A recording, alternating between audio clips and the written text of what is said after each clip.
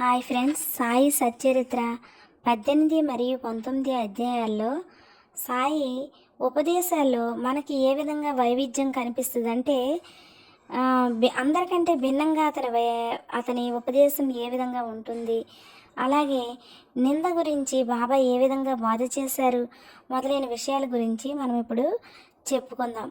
అయితే ఒక్క విషయం, నా ఛానల్ కనుక మీకు నచ్చినట్లయితే సబ్స్క్రైబ్ చేసుకోండి, లైక్ చేయండి, మీ ఫ్రెండ్స్కి ఫ్యామిలీ మెంబర్స్కి అందరికీ షేర్ చేయండి, కామెంట్ కూడా చేయండి. Thank you friends. అయితే ఇప్పుడు మనం వీడియోలోకి వెళ్ళిపోదాం. శ్రీ సాయి బోధనకు ప్రత్యేక స్థలం కానీ ప్రత్యేక సమయం కానీ అక్కర్లేదు. సందర్భ అవసరమును బట్టి వారి ప్రబోధం నిరంతరం మనకు జరుగుతుంది. ఒకనాడు ఒక భక్తుడు ఇంకొక భక్తుని గురించి పరోక్షంగా ఇతరుల ముందు నిందిస్తున్నాడు.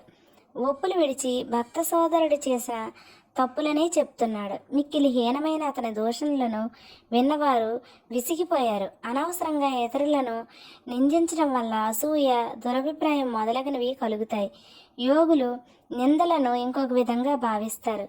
మలినమును పోగొట్టుటకు అనేక మార్గాలు కలవు.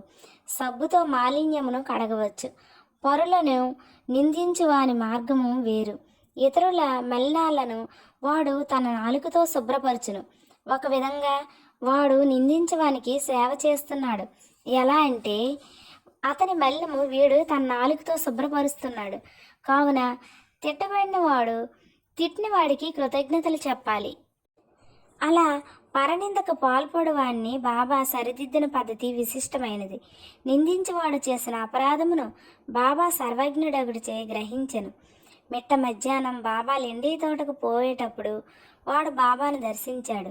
బాబా వానికి ఒక పందిని చూపించి ఇలా అన్నారు, చూడుము, ఈ పంది అమేద్యమును ఎంత రుచిగా తినుచున్నదో, నీ స్వభావం కూడా అట్టిదే.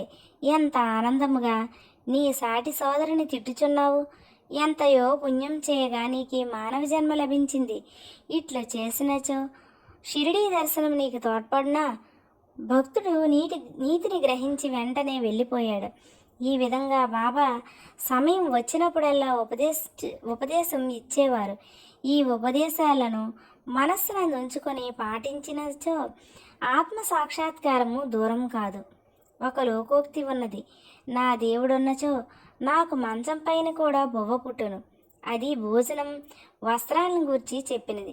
ఎవరైనా దీన్ని ఆధ్యాత్మిక విషయమై నమ్ముకొని ఊరకున్నచో చెడిపోతారు.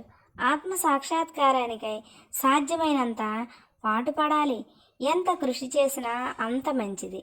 బాబా తాను సర్వాంతర్యామినని చెప్పేవారు. అన్నిటి యందు అనగా భూమి, గాలి, దేశము, ప్రపంచము, వెలుతురు, స్వర్గాలందు వారు కలరు. ఆయన అనంతుడు.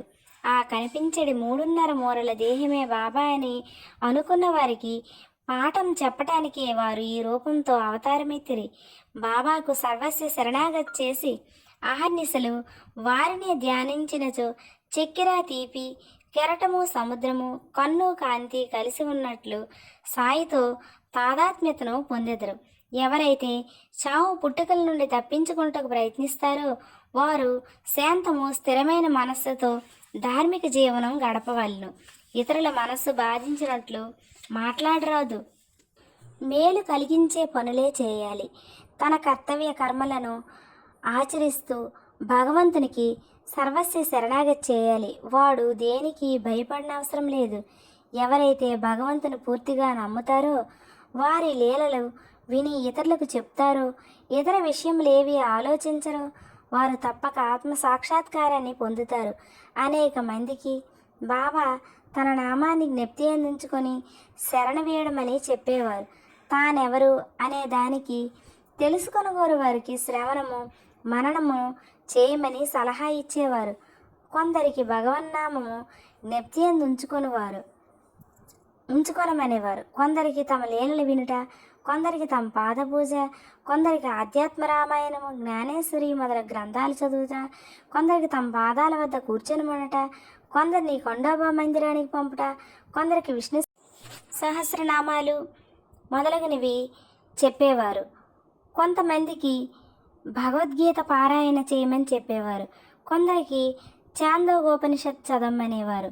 కొందరికి స్వయంగా ఉపదేశం ఇచ్చేవారు. కొందరికి స్వప్నాల్లో కనిపించేవారు.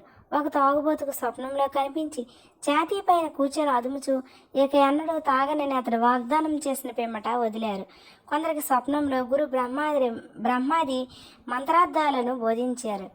ఒకడు హఠయోగం చేస్తుండగా దాన్ని మానమని చెప్పారు. వారి మార్గాలను చెప్పడం మన తరం కాదు. ప్రపంచ విషయాల్లో తన ఆచరణలే ఉదాహరణగా బోధించేవారు. అట్టి వానిలో పనికి తగిన ప్రతిఫలం తర్వాత మనము వీడియోలో చెప్పుకుందాం. ఇంతే friends. Thank you friends. Keep watching.